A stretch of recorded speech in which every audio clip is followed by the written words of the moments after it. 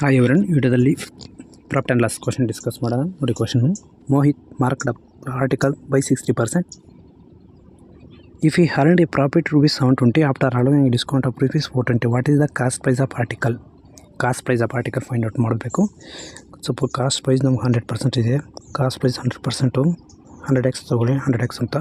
Mark price 160%, 160%, 160% total mark price ಬಂದು 160% x. Okay, 160% 100% x cost price. ನಾವು product discount ಬಂದು 420 ನೋಡಿ.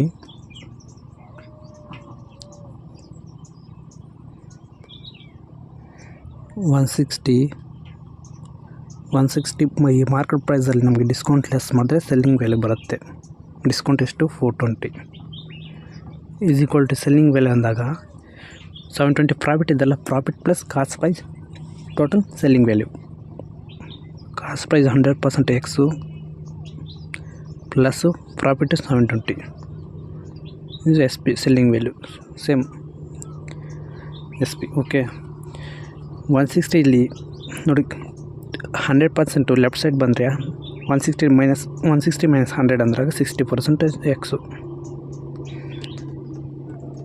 420 ರೈಟ್ ಸೈಡ್ ಬಂದರೆ ಮೈನಸ್ 420 ಇದೆ, ಇದು ಕಡೆ ಬಂದರೆ ಪ್ಲಸ್ 420 ಬರುತ್ತೆ. Plus 420 720 plus 420 0 4 11.